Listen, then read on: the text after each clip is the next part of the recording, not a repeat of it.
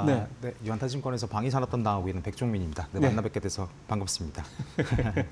앞으로 제가 백 의원님은 일정 시간쯤 이렇게 좀 이렇게 모시고요. 방산 쪽 계속 어쨌든 수도 섹터 중에 하나이기 때문에 네. 팔로우업을 좀 해 가도록 하겠습니다. 일단은 뭐 당장 뭐 방산주가 어땠나 얘기를 하길 떠나서 이번에 화제가 됐던 게 네. 천궁2잖아요. 네, 맞습니다. 그래서 이게 아마 방산주 투자하시는 분들은 아시겠지만 방산주에 그게 투자 안 하시는 분들 잘 모르시는 분들이 또 무기는 또 좀 복잡하고 하니까 네. 소개를 좀 해주시고 네. 중요한 거는 이 천궁2와 관련된 기업들도 있을 것 같아서 맞습니다. 어떻습니까? 네네.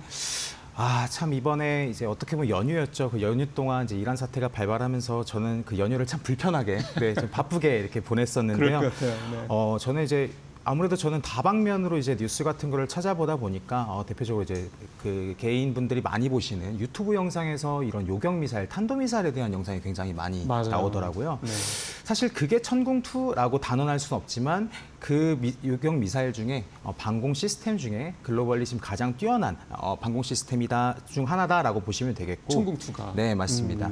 네, 그 중에 이제 천궁2 같은 경우는 사실 이제 방공망 같은 경우는 다계층으로 구성이 되어 있습니다. 저고도부터 중고도, 고고도까지 다계층으로 개정이 되어 있는데. 이스라엘이 그렇잖아요. 맞습니다. 아이언돔이라고 하는 뭐 네, 같은 맞습니다. 경우는. 그렇게 계층으로 구성이 되어 있는데 지금 현재 한국 같은 경우에는 천궁2라고 하는 이제 MSAM이라고 합니다. 그 미들 레인지라고 해서 이제 중거리 이제 지대공 미사일이 이제 가장 이제 글로벌리 좀 주목을 받고 있는 상황이다라고 보시면 되겠습니다. 그래서 흔히들 저희는 이제 패트리어트 미사일이라고 많이들 맞아요. 알고 계세요. 그거는 그래서 많이 익숙하시죠. 네, 맞습니다. 그래서 이게 한국판 패트리어트 미사일이다라고 하면 조금 이해가 쉬우실 것 같습니다. 패트리어트처럼 천궁2도 중고도 정도까지 커버하는. 네, 맞습니다.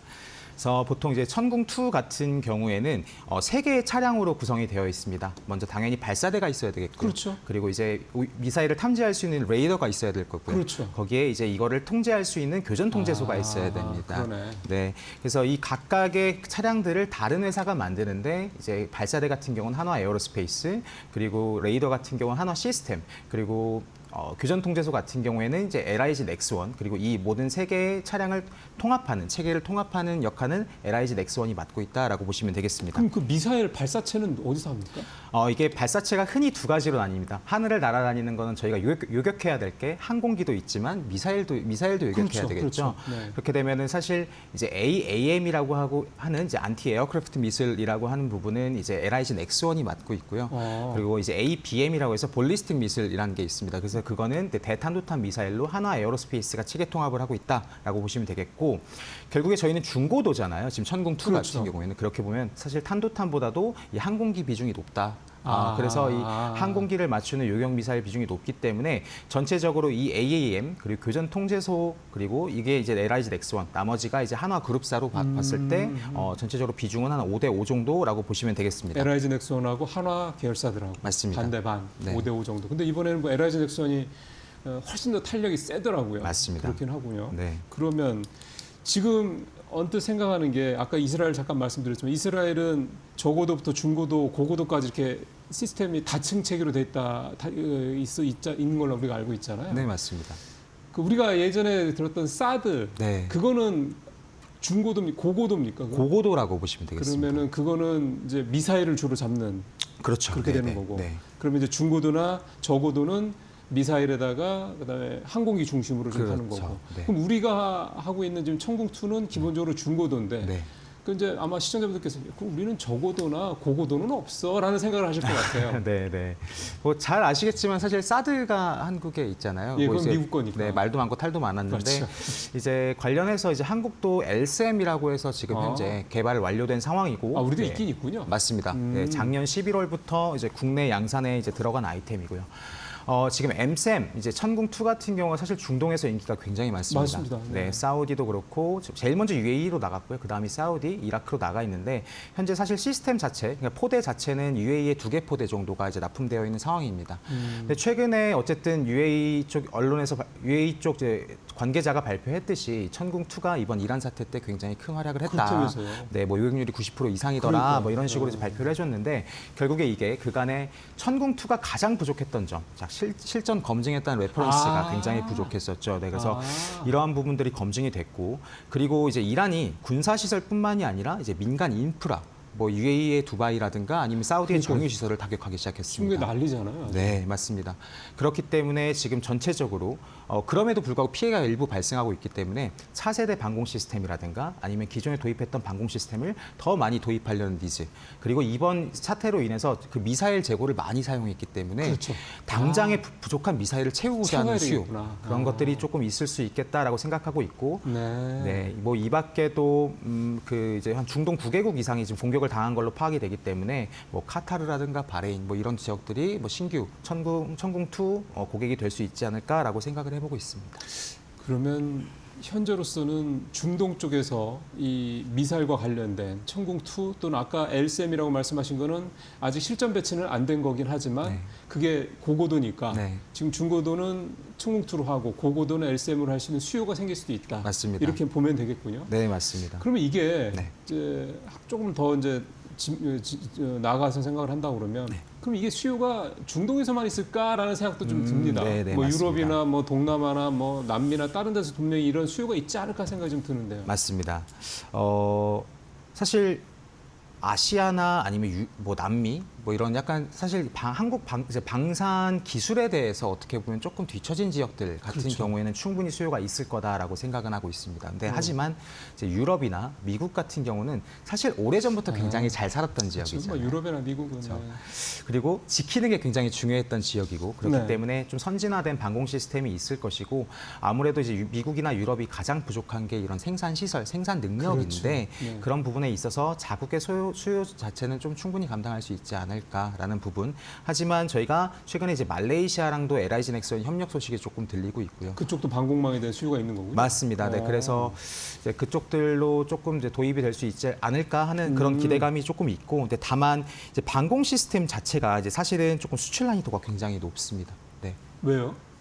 왜냐하면 이제 그 나라의 어떤 이제 지휘 통제 시스템이라든가 뭐 아니면 데이터, 위성 데이터라든가 이런 걸 다 주고받고 소통하면서 작동해야 되는 시스템이잖아요. 그러니까 아까 말씀하셨던 그 뭐 발사대 그다음에 그 시스템 뭐 미사일 이를테면 발사체 이렇게 했을 때 그것만 가지고 미사일을 요격할 수나 항공 요격할 수 있는 건 아니기 때문에 그렇죠.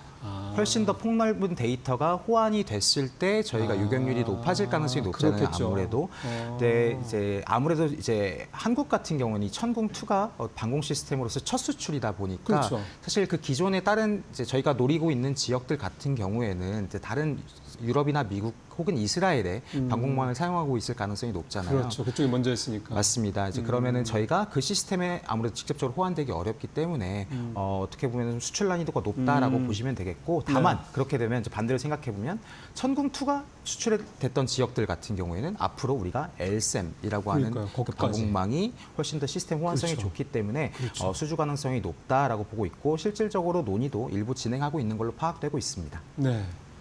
유럽은 보면은 뭐 미국이야 뭐 그렇고 뭐 유럽은 특히나 이제 자국 그 어떤 시스템 그 EU 회원국 내 또는 나토 회원국 내 시스템을 쓰겠다라는 그런 의지가 강해서 사실은 진입장벽이 높을 수도 있는데 말씀하신 중동은 우리가 이미 들어가서 실전 검증까지 받은 상황이기 때문에 네. 저 정말 이제 나중에 LSM의 중동 쪽 수출 얘기가 나올 수 있지 않을까 하는 기대감이 말씀 들으면서 늘 드네요. 네. 이제 조금 시야를 좀 다른 쪽으로 좀 옮겨보겠습니다. 사실 또 하나가 이게 사실 역설적인데요. 전 세계에서 가장 큰 방산 시장이라면 미국인데, 근데 미국은 자기네들이 다 해먹는다고 생각을 하니까 우리가 들어갈 때가 있을까 싶은데 그렇지 않다면서요. 하나 요즘에 얘기가 되는 게 자주포 얘기가 나오대요. 예, 맞습니다. 그 이제 미국 같은 경우는 이제 방향성이 명확합니다. 사실 뭐 천조국 하고 뭐 내년에는 뭐 2,000조까지 글쎄요. 국방 예산을 뭐 증액한다라는 뭐 얘기가 있을 만큼 가장 이 방위 산업에 적극적인 이제 행보를 보이고 있는 나라가 미국인데요. 근데 다만 미국이 초점을 맞추는 분야는 아무래도 최근에 뭐 들어보셨을 수도 있을 것 같아요. 골든돔이라고 해가지고 그렇죠. 우주까지 전부 우주까지, 통합해가지고 이제 하는 이제 계층 방어망 이제 그런 거라고 보시면 되겠는데, 어떻게 보면 이런 쪽 그리고 뭐 AI라든가 뭐 사이버 보안 혹은 이제 예. 뭐 드론 쪽 뭐 이런, 그러니까 아무래도 미국은 전장이 하늘이랑 바다일 거잖아요. 그렇죠. 그럼 어쨌든 미국도 육군 작전은 또 해야 되는 상황이고. 그러면 그렇게 보면은 미국 입장에서도 이런 육군 무기 체계에 대해서는 일부 다른 나라가 더 잘하는 게 있다, 더 최신화된 플랫폼이 있다라고 하면 가져와서 쓰겠다 이겁니다. 오히려 메인이 아니니까. 맞습니다. 다만 생산은 미국에서 해라. 이런 기조가 명확하죠. 네. 대표적으로 자주포 같은 라인업이 예. 그렇다고 보시면 되겠고요. 예, 근데 이게 사실은 그렇게까지 막 이렇게 언론에서 이렇게 막 이렇게 자세히 다루고 뭐 이러지는 않더라고요. 맞습니다. 이게 참 이제 방위 산업이란 게 이게 워낙 임팩트가 세다 보니까 네. 뭐 베네수엘라 사태 때도 그랬고 뭐 러우 전쟁 같은 경우도 그랬고 하다못해 다 잊혀지셨겠지만 연초에 베네수엘라 이후에 그린란드 사태도 사실 있었거든요. 그렇죠, 그렇죠. 네. 네, 이런 것들 다 잊고 계시다 보니까 이렇게 사업이 하나하나 나올 때마다 이전 게 잊혀집니다. 맞아.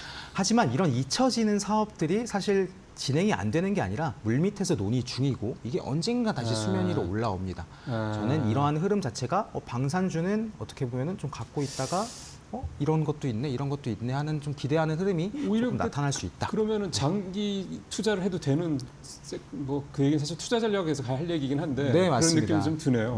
네, 맞습니다. 그럼 이 미국 자주포는 이건 확정된 사업인 거고.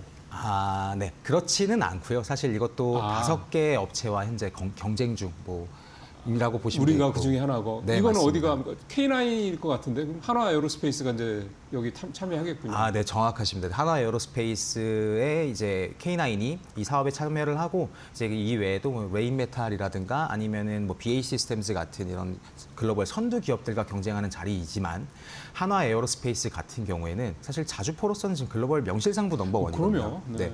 넘버원이고 그리고 한화 에어로스페이스 장점이 하나 더 있습니다. 사실 그 장약이라고 하는 포탄을 채워주는 거. 맞습니다. 발사체라고 보시면 되는데 그게 K10이죠, 그게. 그거는 이제 탄약 보급차고. 이고요. 이제 장약 같은 경우에는 이제 탄이 있잖아요. 탄이 이만하게 큰데 이 위는 탄두.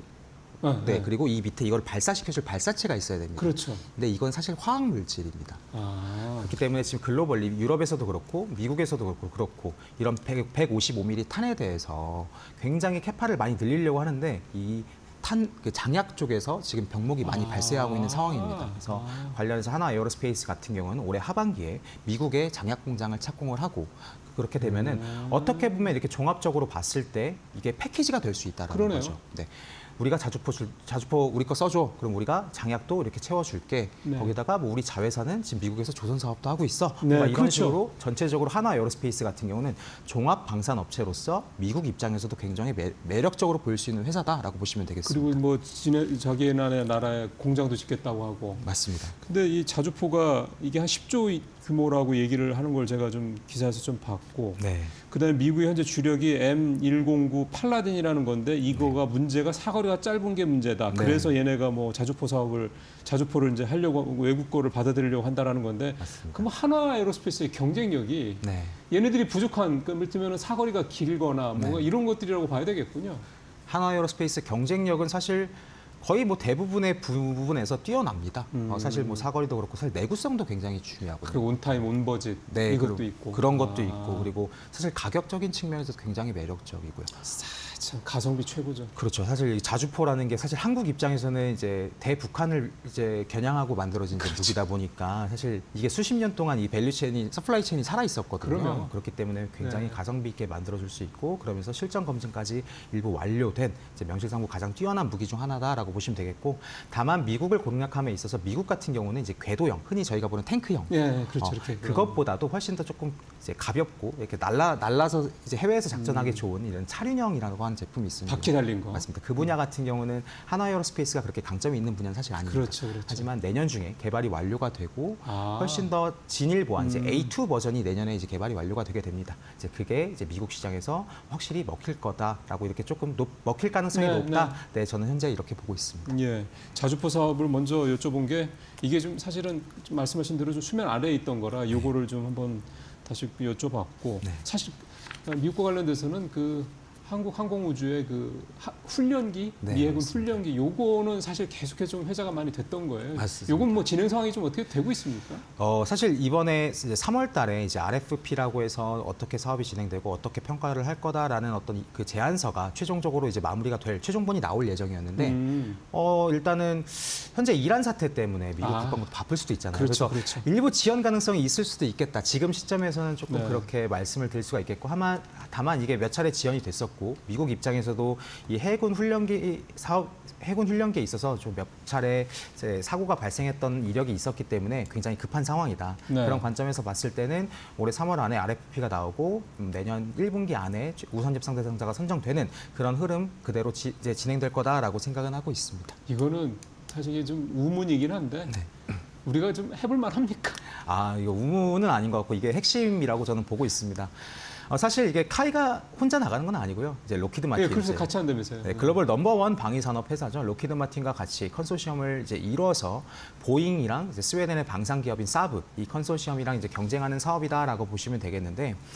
일단 가능성 굉장히 저는 높다라고 보고 있습니다. 그래요? 정확히는 사실 반반 정도라고 이제 말씀을 드리고 있는데 네. 왜냐하면 이제 이게 아무래도 정치적인 요인도 조금 첨부가 그렇죠. 될 거고 이제 그렇게 네. 되면 이제 트럼프 대통령이 조금 이제 보잉을 조금 선호하는 그런 그래요? 모습들이 조금 있었기도 했고 다만 미국 국방부 입장에서는 보잉과 로키드 마틴 이 전투기 만드는 회사들 모두 가져가야 합니다. 어느 한 회사도 망하게 둘 수가 없습니다. 그렇죠. 그런 것도 있죠. 맞습니다. 그런 관점에서 보면은 과거 이제 이전에 F-47이라고 하는 이제 차세대 전투기 프로그램을 이제 보잉이 이제 개발자로 선정이 됐고 그렇게 되면 이번엔 로키드 마틴의 차례가 아니겠느냐? 하나씩 줄 거다. 네, 뭐 그런 거라든가 아니면 사실 뭐 이건 뒷이야기긴 하지만 미국에서 공군하고 해군 간의 이제 라이벌리 관계가 좀 있거든요. 그렇죠. 그렇게 얘기 들었어요. 과거에 공군 훈련기 사업은 보잉이 가져갔고 네. 그러면은 해군 입장에서는 너네랑 똑같은 거 쓰기 싫어. 그러면 우리는 로키드 마틴 걸 쓸래? 뭐 이런 개인적인 뭐 선호도가 있을 수도 있고요. 굉장히 이제 다방면으로 고려를 하셔야 되는데 이제 다만 미국 입장에서는 과거에 이제 사실 보잉이 그 공군 훈련기 사업을 아직도 제대로 못 하고 있습니다. 그러니까. 네, 그래서 이렇게 봤을 때는 이제 뭐 로키드 마틴 네. 이제 미국 국방부 입장에서는 이제 뭐 최근에 이런 얘기도 나오고 있습니다. 설계 단계에서 양산 준비까지 된 이제 2개 업체를 선정을 하고 이 2개 업체를 경쟁시켜서 이제 한 업체를 올린다. 네. 그렇게 되면 결국에 올해 중에는 보잉이랑 로키드 마틴 계속해서 이제 거두가 될 거죠. 거론이 될 거고요. 네. 그렇게 보면 내년 뭐 1분기까지는 어떻게 보면은 이런 좀 긍정적인 흐름 이어질 수 있겠다라고 생각하고 있습니다. 그리고 조금 이거는 시간이 좀 걸리는 문제군요. 네, 그렇다고 보시면 알겠습니다. 되겠습니다. 저희가 이 이코노미톡 시간에 애널리스트 분들을 모시는 이유는 사실은 뭐 개별 종목 이렇게 여쭤보는 것보다는 산업 분석에 대한 말씀 듣고 싶어서 모시는 거거든요. 그래서 네. 시간이 지금 한 3분 정도 남았는데 네. 이제 앞에서 쭉 이제 이 방산주에 대한 얘기를 들었고 네. 이 방산주 투자를 네. 이제 지금 시점에서 이제 앞으로 신규로 사실 분들도 계실 거기 때문에 네. 갖고 계신 분도 계시겠지만 네. 어떻게 하면 좋을지 우리 백 의원님이 좀 조언을 좀 해주신다면요. 그냥 뭐 ETF 편하게 사실 하시려면 ETF가 좋고요. 그래서 사실 전 중장기 투자를 권고드리고 있습니다. 아시겠지만 제가 뭐 그렇게 나이가 많은 건 아니지만 사실 뭐 재작년부터 해서 이제 러우 전쟁부터 뭐 시리아 사태 그리고 이제 이란 사태 그리고 뭐 연초에 베네수엘라 그리고 그러니까요. 다시 이란 사태 재점화 그리고 러우 전쟁이 또 언제 재점화될지 모르는 모르죠. 거고 네. 그리고 남중국해에서 또 이제 분쟁이 발생할 수도 있는 거고 지금 아프리카에서 계속해서 싸우고 있고요. 그렇죠.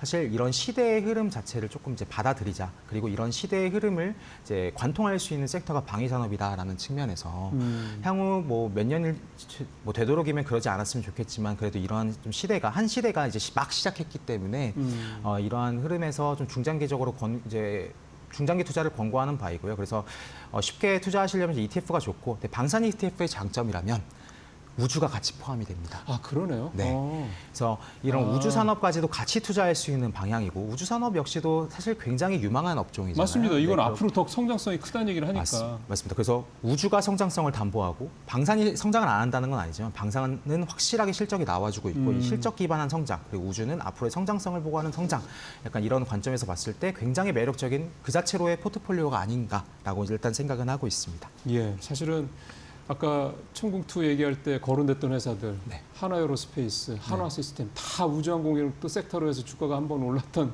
맞습니다. 그런 종목들이기도 해서 이 방산 섹터는 우주랑 같이 묶어서 보실 수 있다 그러면 이를테면은 호재가 모멘텀이 2개가 될 수 있다는 얘기 되는 거잖아요. 그렇죠. 따져보면. 네, 맞습니다. 그리고 또 ETF 상품이라는 또 투자하기 좀 편한 네. 상품도 있다라는 것도 여러 가지로 제가 방산주는 그래서 이제 괜히 주도 섹터 중에 하나라고 얘기가 되겠습니까? 그럼요. 그렇게 네. 방산 섹터에 대한 투자 전략 잘 참고하실 바라고요.